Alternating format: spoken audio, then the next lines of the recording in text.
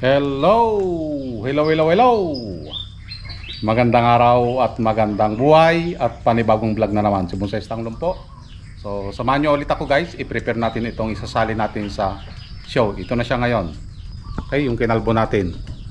Okay, so pipinturahan natin yung kanyang paso. Yan. Para gumanda-ganda naman. At the same time, kalbuhin ulit siguro natin ito. Okay, so titignan natin kung ano yung maganda sa kanya para dun sa kanyang preparation. Okay, samahan nyo ako guys para sa kanyang paghahanda sa bonsai show. Ayun, at pinturahan natin para magmukhang bago ang ating paso. Okay, kapag sumasali kasi tayo sa bonsai show, mahalaga yung ating presentation.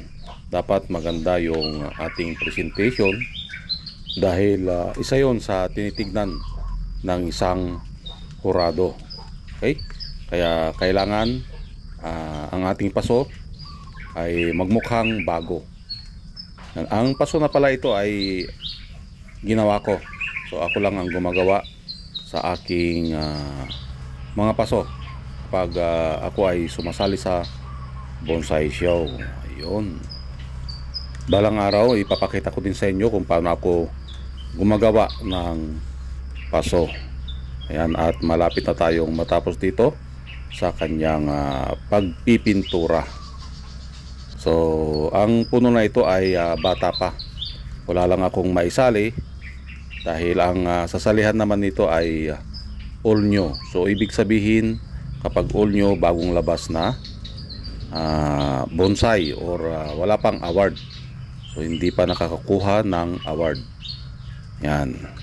At malapit na tayong matapos dito sa pagpipintura ng paso. Nagmukha ulit bago ang ating paso.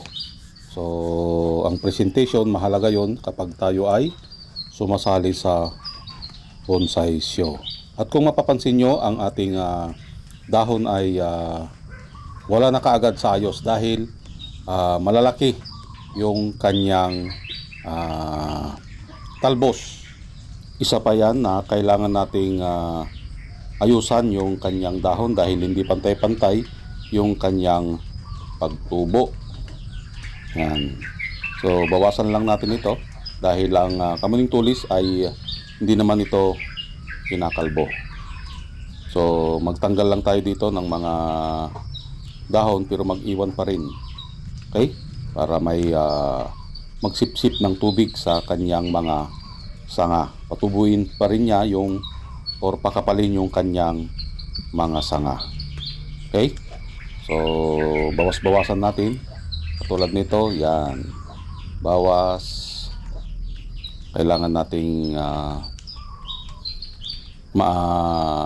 ayos ulit ang kanyang itsura.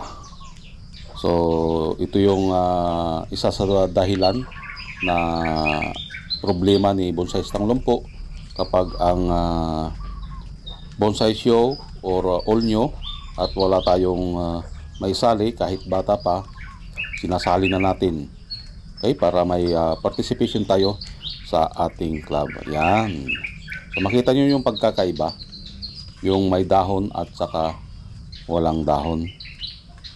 So parang mas maganda yung kukunti ang dahon, nakikita yung kanyang mga sanga.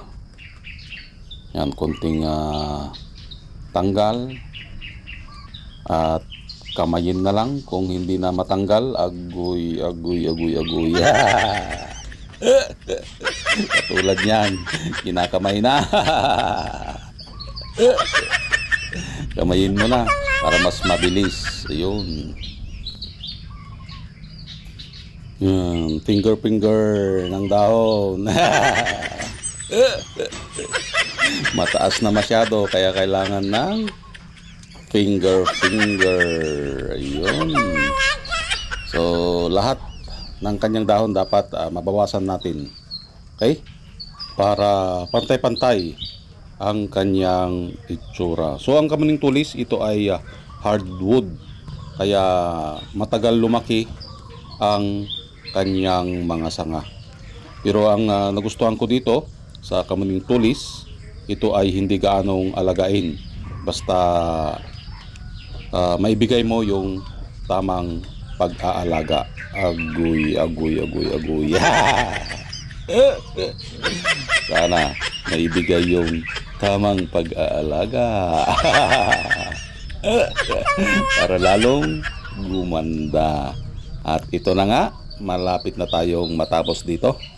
Para dito naman tayo sa baba. Yan. Kailangan kasi nating i-landscape din dyan dahil may kunting dahon. So kapag may kunting dahon na naiwan, kailangan natin lagyan ng kunting green din sa parting baba. Ayan, nilalagyan na natin dito ng moss. So ang moss ay kinuha natin sa mga puno ng akasya. Okay, para magkaroon ng buhay sa parting baba. Agoy. Ano daw? Magkaroon ng kunting buhay sa baba. At ito na nga, nagkulay green na. So nabuhay na yung baba. At ito yung kanyang kabuuan bago natin maipunta sa bonsai show. At tignan natin kung makakakuha dahil bata pa ang ating puno na ito. So yan guys, natapos na nating ayusan or kalbuhin, bawasan ng mga dahon ang ating halamang bonsai. At nilandscape na rin natin sa parting baba. Okay? Para lumitaw ang kanyang nibari or yung kanyang pinakapaa, yung ugat. Okay? So kapag ilalapit natin sa camera, ito yung kanyang kabuuan. Ito yung ating makikita. Okay? Yan.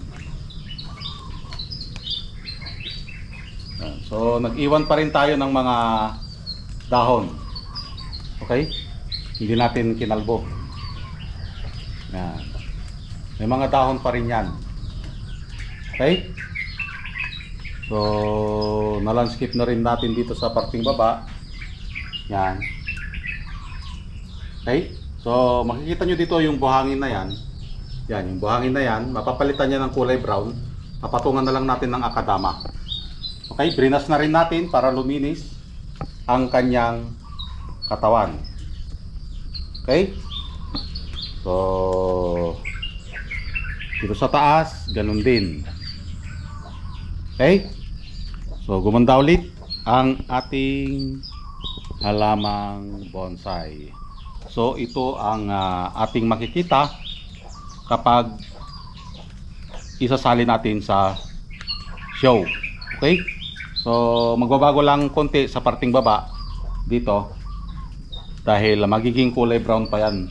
Papatungan natin ng akadama. Okay? Para mabuhay yung kulay green. Okay? So maraming salamat at nasamahan nyo na naman na mag-prepare ng isang puno papunta dun sa show si Bonsaistang Lumpo. Okay? Hanggang sa muli. Bye-bye.